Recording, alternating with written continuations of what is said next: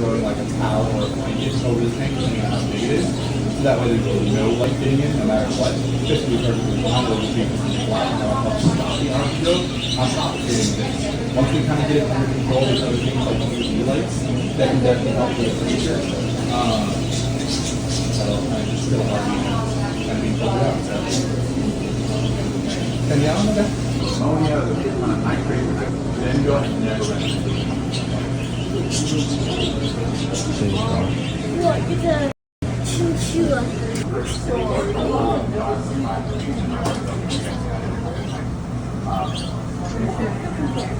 Show a picture of that. What are you saying? I saw